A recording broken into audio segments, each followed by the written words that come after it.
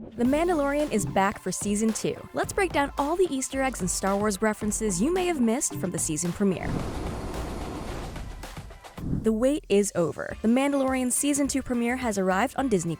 That means more of the child, aka Baby Yoda. Let's get a quick montage of our favorite little guy. Of course, there's also the story of Din Djarin, aka Mando, traveling through the galaxy in an attempt to return his young companion home, and the shenanigans they get themselves into along the way. In the new episode, Mando and the Child wind up back on Tatooine in search of another Mandalorian, and they wind up in the middle of a conflict between the citizens of a small settlement and Tusken raiders that they tend to war with, and the massive beast trying to eat them all. There are also a number of Easter eggs and callbacks to all corners of Star Wars lore to find. Here are all the references from Chapter 9, The Marshal. One of the first shots of Season 2 finds Mando and the Child walking through a city at night, past walls covered in graffiti. Among the images spray-painted are stormtrooper helmets that have been crossed out. While the Empire was defeated in Return of the Jedi, there is still clearly no love lost. Gor Koresh is the Abyssin that Mando asks for information, and he's played by guest star John Leguizamo. Abyssins are a species native to Biss, recognizable by having a single eye and green skin. The first appearance of an Abyssin was Mayo, seen at the Cantina in Mos Eisley in A New Hope when Luke and Obi-Wan first met Han and Chewie.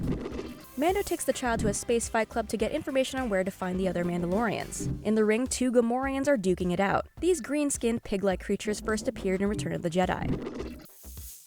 The bouncer outside of the fight venue was a Twi'lek. That species also first appeared in Return of the Jedi.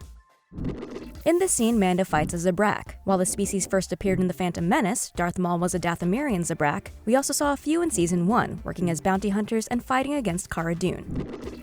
Leguizamo's character says, "I swear it by the Gatra." Gatra means family or clan. For example, in Star Wars canon, the droid Gatra were a group that fought for droid rights. They've been mentioned in a number of Star Wars books and made their first appearance in the 2018 young adult novel Most Wanted.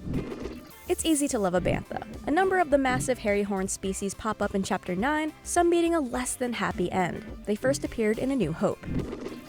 Amy Sedaris reprises her role as Peli Motto. She was first seen in Chapter 5, The Gunslinger. This comedic actress is best known for her role as Jerry Blank on Comedy Central's Strangers with Candy. Additionally, she appeared on Unbreakable Kimmy Schmidt and BoJack Horseman. Peli's droids are also back, including her Dumb Series Pit droids, an R5 Astromech droid, and a Gonk Power droid.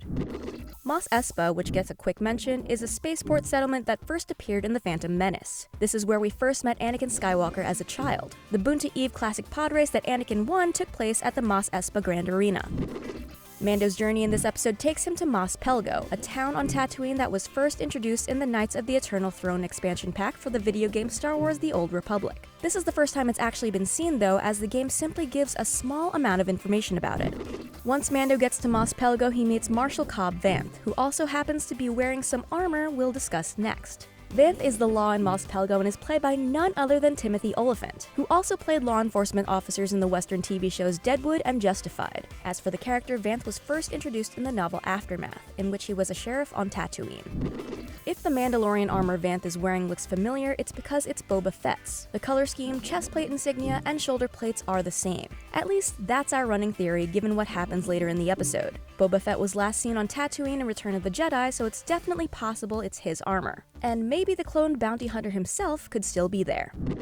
Krayt dragons are huge carnivorous reptiles native to Tatooine, which are hunted for pearls found inside their bodies, as we see in this episode. We glimpse the skeleton of a much smaller one in A New Hope. Also in A New Hope, Obi-Wan does a Krayt dragon call to scare away some Tusken raiders.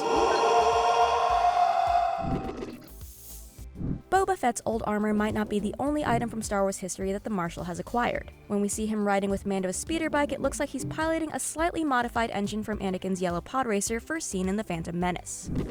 In a flashback, Cobb Vanth stole a Camtono full of silicax crystals. In Season 1, the client gave Mando a Camtono of Beskar as payment. A Camtono is a small safe, as seen carried by Wilro Hood, the guy running across Cloud City with what looks like an ice cream maker in Empire. In real life, the prop is a model of an ice cream maker. In the same flashback, we also see patrons in a bar watching the Death Star being destroyed by a hologram. In the same flashback, Vanth is saved in the desert by a sandcrawler full of Jawas. They give him water to save him from hydration. They also trade him the Camtono of silicax crystals for Boba Fett's old and rusted armor. Thanks to Mando being fluent Tusken, which he does a lot in this episode, a peace is brokered between the people of Mos Pelgo and the Tusken Raiders, with which they've been at odds with for a long time. By the end of the episode, it looks like the peace will last too, given that they work together to defeat the Krayt Dragon. We learned the fate of an important Star Wars antagonist in this episode, the infamous Sarlacc from the original trilogy. Apparently the Krayt dragon ate it. There's always bigger fish.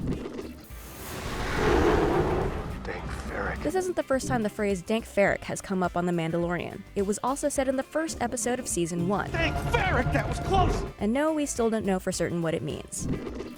The episode's final shot lingers on one of Tatooine's most iconic features, beyond the multitude of sand and the hives of scum and villainy, its beautiful dual suns. Don't feel bad if you didn't connect this right away, since previously we've never technically seen Boba Fett without his armor before as an adult. However, this actor is Temuera Morrison, who played Jango Fett in Star Wars Episode 2, Attack of the Clones. He was previously rumored to be making an appearance in The Mandalorian Season 2. Since Jango Fett is definitely dead and was beheaded by Mace Windu, it's safe to assume that this is Boba Fett, who after all was a clone of Jango in the first place. What did you think of the season premiere? Let us know in the comments below and subscribe for more Mandalorian videos.